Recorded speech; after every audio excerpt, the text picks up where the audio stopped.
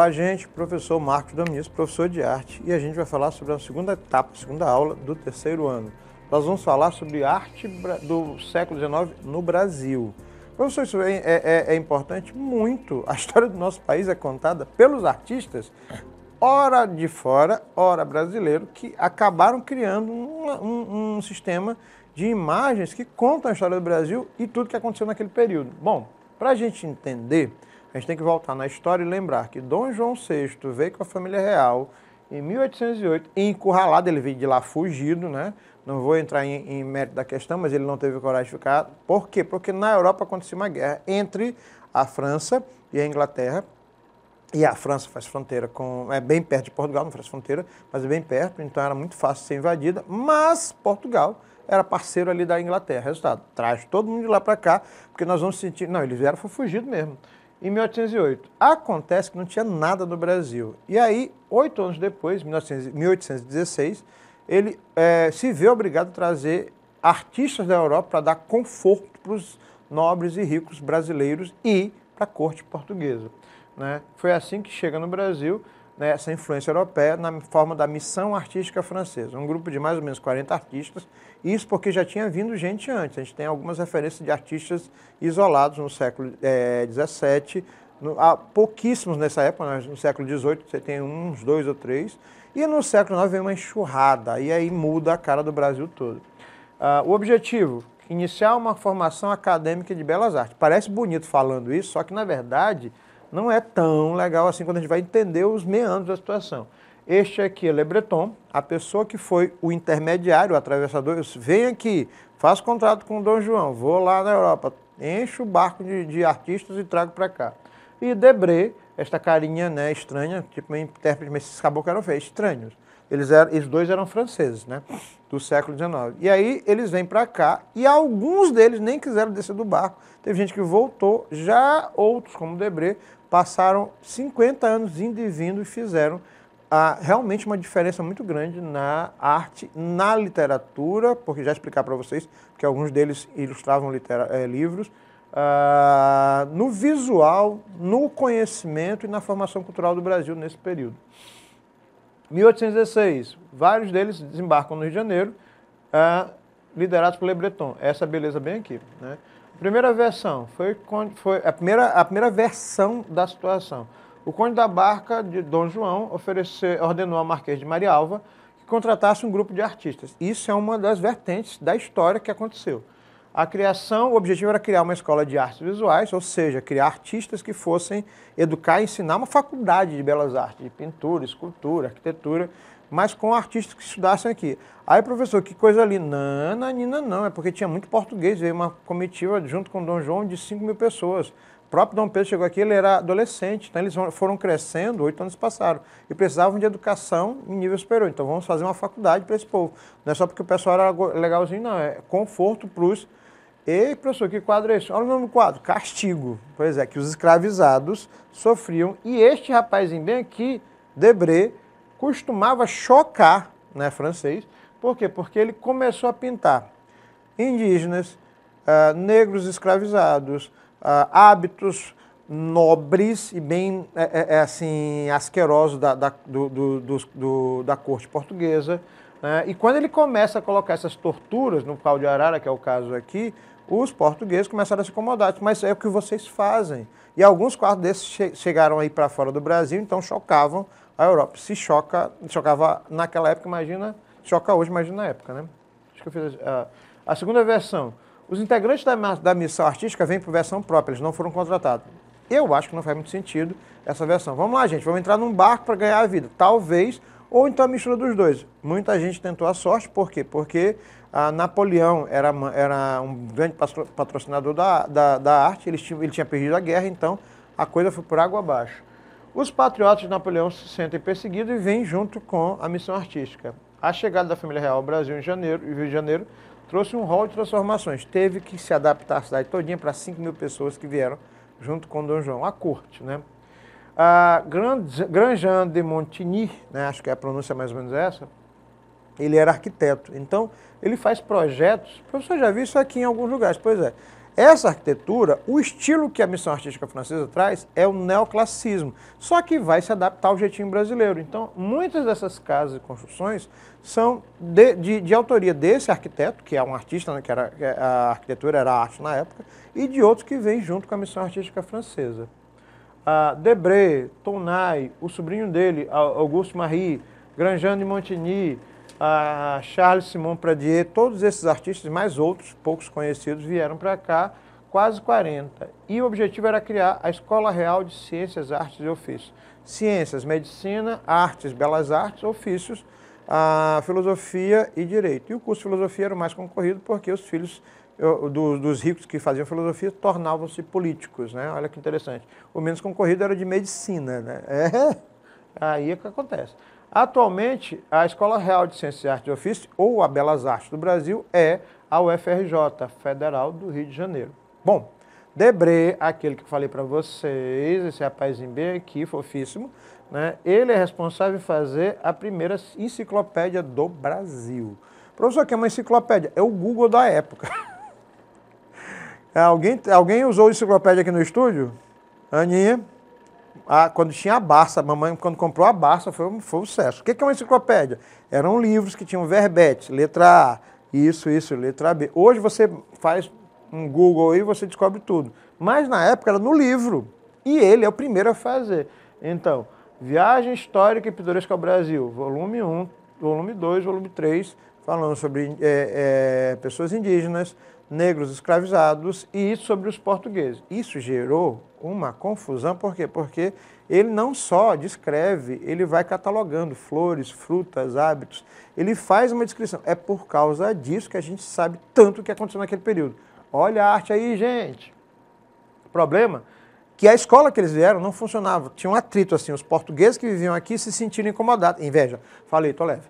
Os portugueses que viviam aqui se sentiram incomodados com os franceses e esses fatores políticos, sociais e de inveja, né, fez com que essa escola que era para abrir em 1816 só fosse abrir em 1824. E aí, o que fazer com esse povo que veio para cá para trabalhar? Se vira, teve gente que foi embora, mas teve gente que pintava uma coisinha ali, fazia outra coisa. Eles ganharam algumas casas, alguns benefícios. Aí piorou a situação, né? Porque os portugueses ficaram com mais velhos. Por que eles vêm de lá, ganham benefício, eu estou aqui há um tempão, né? Pois é. Resultado, depois que a escola mudou para a Academia Escola Real de Belas Artes, onde ensinava arquitetura civil, arquitetura, desenho, pintura, entre outras coisas. Eu coloquei esse quadro de propósito. É uma aquarela de Debré. O almoço dos nobres portugueses, né, com os escravizados, as crianças em particular. Gente, era como se eu estivesse dando de comida para um bichinho. E aí, isso é a realidade do Brasil no século XIX, certo? O Auguste Marie Tournai, que é sobrinho do Tournai, ele é escultor e é um dos responsáveis em criar esculturas para vários monumentos, praças, órgãos públicos, pessoas famosas e ricas da época. Mesmo com tanta demora para o Instituto funcionar, os franceses não ficaram parados, não. Se vira, nego, se vira. Né? Eles começaram a pintar tudo, todos e retratar. Ou seja, por que eles são tão importantes? Porque eles documentaram em imagens, ilustrações, aquarelas, desenhos, quadros, pinturas. Eles retrataram o Brasil. Já viram quando o avô de vocês, o bisavô de vocês, diz: "Ei, menino, bate o retrato aí." Quando ele diz bate o retrato, ele está dizendo: faça uma fotografia. A fotografia chega no final do século XIX na mão de Dom Pedro II. Mas na época, início do século XIX, o que você tinha para fotografar, retratar, era a pintura e os pintores, certo?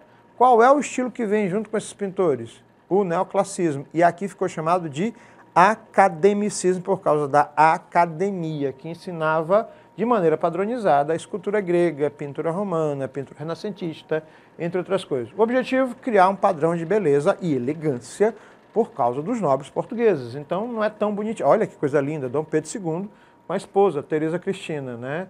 Feita por um dos primeiros artistas brasileiros da Escola Real de Belas Artes do Brasil. Né? Um cara chamado Agostinho José da Mota, que virou professor, virou diretor, como a primeira turma. Mas este aqui é Dom Pedro, que era um intelectual e era um amante da cultura. O artista artesão tinha que estudar. Então ele tinha que sair daquele patamar de artesão e virar um artista intelectual e nobre. o objetivo? Catequizar, melhorar os nossos artistas tupiniquins, né? Ainda existe isso.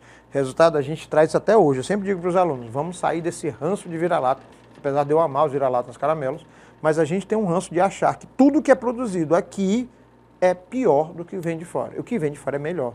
Aqui no Maranhão temos disso. É essa a ideia do catequizar o nosso artista tupiniquim.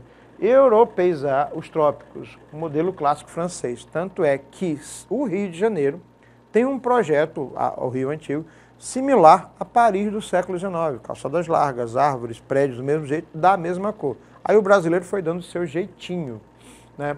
Alguns alunos da primeira escola, das primeiras turmas de Belas Artes da academia. Manuel Porto Alegre, que era um excelente caricaturista, mas era criticado por isso.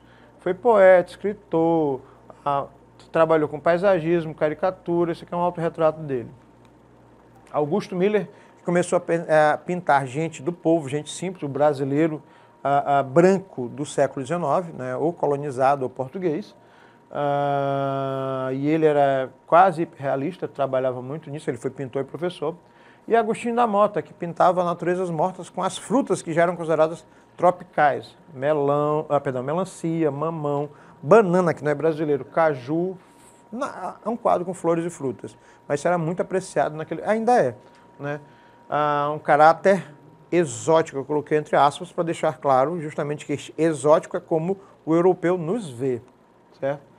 Aí, gente, a gente tem o trio Parada Dura. O que é o trio Parada Dura? 3 artistas da missão... Perdão, vou voltar aqui para a gente explicar para vocês. Bem aqui, esses artistas aqui, o Porto Alegre, o Augusto Miller e o Agostinho da Mota, eles já fazem parte da Academia de Belas Artes. Academicismo brasileiro. Então você tem, na ordem, a missão artística francesa, os franceses que vieram para cá com a arte da Europa, e eles eram europeus e tinham uma visão eurocêntrica para tentar mudar tudo, que não tinha nada aqui, tem mais essa, né? As cidades eram bem precárias e a coisa foi mudando, o Rio de Janeiro foi mudando em função das necessidades da corte portuguesa e em função desses artistas que trabalhavam para a corte portuguesa. Eu quero um quadro meu, pinta, me pinta, né? Então você pagava, eles viviam desse jeito, o artista vive desse jeito, o trabalho dele está em voga. Porque tem uma romantização do trabalho, ele é artista, desenha, eu não vou desenhar de graça, vai pagar para eu desenhar. Pois gente, é o salário deles, é para pagar os boletos da época, certo? Então, o Agostinho da Mota, o Augusto Miller e o Porto Alegre, eles são chamados de pintores acadêmicos. Eles são os primeiros, mas não são os únicos. Quando eu digo, chegamos ao trio Parada Dura, os bambambãs, são os artistas mais conhecidos, o que a história... Não são os únicos, mas eles estão assim, os tops 3 de linhas. Por quê? Porque algumas dessas obras, desses 3 artistas que eu vou citar, são referenciadas, né? São conhecidas de vocês, mas vocês não sabem quem fez. Vou dar só uma adiantada. Já viram isso aqui? Né? O Grito do Ipiranga. Eu gosto dessa obra. Por quê? De quem é a obra? Volto já nela. Pedro Américo. Pedro Américo foi um dos bambambãs, ou seja, não é da primeira turma como aqueles 3, das primeiras turmas, como os 3 que eu mostrei anteriormente. Ele ganhou, foi um concurso, menino. Na Academia de Belas Artes ganhou bolsa para estudar e finalizar os estudos deles em Paris. E este homem, assim como os outros que foram concursados também, com o primeiro prêmio, tiveram acesso a Monet, Renoir, Degas, já vi esse nome, são impressionistas. Eles estavam em Paris, meu bem, fazendo o quê? Pintando, trabalhando, e foram lá para estudar. Pedro Américo foi um dos queridinhos de Dom Pedro II, que patrocinou os estudos dele na Real Academia de Paris, com hospedagem, passagem, e ainda tinha um valorzinho ali para se virar em Paris. Ele foi aluno de um cara do neoclassismo chamado Dominique Ingres, como dizia minha professora, que é uma das figuras mais importantes do neoclassismo francês. Ele já era bem idosinho, mas dava aula. Ele foi doutor em Ciências Naturais, formou em Bruxelas, voltou ao Brasil, lecionou na Academia Imperial de Belas Artes, e as obras dele são temas históricos, bíblicos, retratos, quadros de pessoas, selfie. O cara fazia lá e pintava selfie, né? Romancista, entre outros. Este quadro aqui é uma gigantesca mentira não, ele é uma gigantesca idealização da realidade. Ele está entre o classicismo, o neoclassismo e o romantismo. Eu sempre gosto de fazer isso. Acompanhe meu dedo, aqui, ó. É um coração. Eu nunca tinha... Pois é, isso não foi feito aleatoriamente. Dom Pedro I nunca esteve em cima de um cavalo, até porque esse quadro foi encomendado pelo filho dele, Dom Pedro II. Não, quer dizer, não dessa maneira, esteve em cima do cavalo. Mas ele não pegou uma espada e gritou em cima do cavalo, heroicamente, independente de morte, com uma porção não falar puxa-saco, uma porção de pessoas da equipe dele, com a guarda imperial dos dragões imperiais, e um senhor com um carro de boi, mais o outro ali atrás, olhando este ato maravilhoso, às margens do Riacho Ipiranga. Então, isso tudo foi encomendado por Dom Pedro II. Meu pai fez isso, liberou o Brasil, legal, né? Mas eu quero um quadro para lembrar. O quadro é gigante, gente, tem 7 metros de base por 4 de altura. Né? Talvez ele caiba, cabe, aqui não cabe, a parede é mais baixa. Né? Aqui mas não é o único, os quadros dele sempre foram grandiosos. E é por causa disso que ele é um dos bambambãs. Tiradentes esquartejado. Eu fiz um zoom a cara de Tiradentes aqui, da obra de Pedro Américo, por quê? Vamos fazer um contorno ao redor do corpo de Tiradentes, é o mapa do Brasil. Pois é, há uma idealização da morte. Tiradentes é um Marte. Tiradentes era um testa de ferro, um laranja, um pobre coitado. A história pinta de um jeito e a verdade é outra. Até o rosto de Tiradentes é uma metáfora do rosto de Jesus Cristo. Está aqui o crucifixo do lado.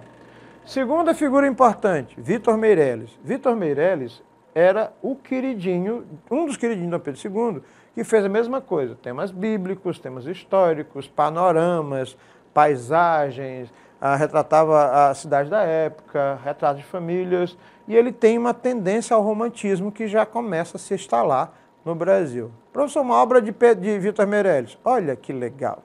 Já viram? Eu acho tão bonitinho os índios sentados, os indígenas sentados, como se fossem os meninos da educação infantil. Vamos assistir uma missa, vamos embora, gente. Aí o padre está lá falando de costa para a plateia, tem mais essa, em latim, e os indígenas, os povos originários, sentados assistindo uma coisa que faz sentido isso. Todos os quadros do século XIX são idealizações romantizadas do que não aconteceu. Gente, esse quadro foi feito em 1861. A primeira missa no Brasil foi em 1500. Deu para entender? Alguém imaginou como seria. Olha as tribos indígenas, né? Que legal. Todo mundo, eu vou dar um espelho para ti. Vocês estão entendendo como é que a coisa funciona? E a Moema, essa jovem aqui já caiu no Enem. Né? Por quê? Porque ela tem o corpo de uma mulher indígena, tem traços indígenas dos povos originários, mas o formato do corpo é de uma mulher europeia. Eu tornei esta figura indígena brasileira dos povos originários uma figura eurocêntrica. Este é Vitor Meirelles, a Moema, e é um nome tipicamente, né, dos povos originários, dos povos indígenas brasileiros. O nosso último bambambam deste pacote econômico do trio é Almeida Júnior, o Capial, o mais brasileiro de todos os brasileiros. Ele ganhou uma bolsa de estudo, Dom Pedro II, foi para a Europa, estudou, teve contato com uma série de artistas lá. Quando ele voltou para o mato, porque ele dizia que ele era do mato. Né? Quadros históricos, religiosos, regionalistas. Nessa época você tem muitos autores da literatura brasileira falando de maneira bem romantizada, romantismo do Brasil. Ele fazia a mesma coisa, o homem comum, a vida cotidiana, o Jeca Tatu. Professor, já vi esse quadro. Isso aqui era muito comum, o menino vai dar recado, né? A minha geração tem isso. A mamãe mandou dizer, o que, menino? Abre a boca. A gente ficava com vergonha de falar para os adultos. Então, no interior, se botava um chapéu na cara assim, né, porque o sol queimava o coco. Então, quem são eles? Almeida Júnior, Vitor Meirelles e Pedro Américo. Almeida Júnior, Vitor Meirelles e Pedro Américo. Almeida Júnior, Vitor Meirelles. Professor, foram os únicos? Não. Você tem o que a gente chama de superação do academicismo, que é esse finalzinho do século XIX até chegar à Semana de Arte Moderna, onde a coisa muda, mas isso é um assunto para uma outra aula. Essa superação vai permitindo que esses artistas acadêmicos, que têm regras, porque eles foram ensinados sobre regras acadêmicas europeias, comecem a quebrar essas regras. Aí parte para o romantismo, realismo, simbolismo, impressionismo, né, pontilismo. Quem são eles? A Rufus, de Belmiro de Almeida, né? Ele já quebra com as regras. O professor não quebrou nada. Para os padrões, aí é uma outra história. A gente vai só olhar. Gente, isso aqui parece um filme acho que é dos Incríveis, não tem uma máquina dos Incríveis? Só que esse quadro foi feito no início do século XX, 1903, 1904, pelo Alvin Correia. Ele começa a imaginar uma máquina futurista. Olha o nível de viagem dessa criatura. Último tamoio, facilitar a vida de vocês. Olha o formato. É um indígena em formato de crucificação com um jesuíta na beira da praia. Tanta mensagem, tanta interpretação, eu vou deixar vocês pensando sobre isso. De Rodolfo Amoedo, assim como o Alvin Correia, Rodolfo Amoedo, e um dos, ou o único artista preto, homem negro, que frequentou a Escola de Belas Artes, que foi reclamar para Dom Pedro II, pegou, olha só, ele foi reclamar que ele não era tratado como um artista, pessoa preta, negra, né? Não vou nem comentar. E ainda recebeu um castigo, passou um ano sem frequentar a Escola de Belas Artes até voltar, e teve que pedir desculpa por uma coisa que ele tinha razão, né? Ele geralmente fazia naturezas mortas, entre outros. O Eliseu Visconti era italiano, veio para cá para o Brasil aos 2 anos de idade, então ele era brasileiro de coração e trouxe para cá o impressionismo, mas não foi muito bem aceito, não. A obra aqui, eu já falei dessa obra sempre, eu comento sobre isso, de um espanhol que estudava no Brasil, vivia no Brasil, né, veio para cá para isso, chamado Modesto Brocos, quando ele faz, na visão de um europeu, a mulher preta, a filha menos preta, o marido branco e a criança branca, né? A mulher sentada, o marido olha com orgulho para a criança e a senhora negra, a avó, agradece a Deus que essa criança não nasceu preto para não sofrer, porque isso era praticamente um pecado. Por isso o nome chama Redenção ou de Cã, né? Onde a culpa é ser negro, ser preto, né? Pesado, professor? Muito pesado. A gente vai só fazer uma análise de uma obra aqui, de uma questão, que é o Último Tamoio, do Amoedo, né? E essa obra que foi pintada de maneira específica tem toda uma linguagem por trás, né? E uma poesia que vocês conhecem, a gente trabalhou muito, né? Ano passado foi só Gonçalves Dias, e Juca Pirama com seu indigenismo.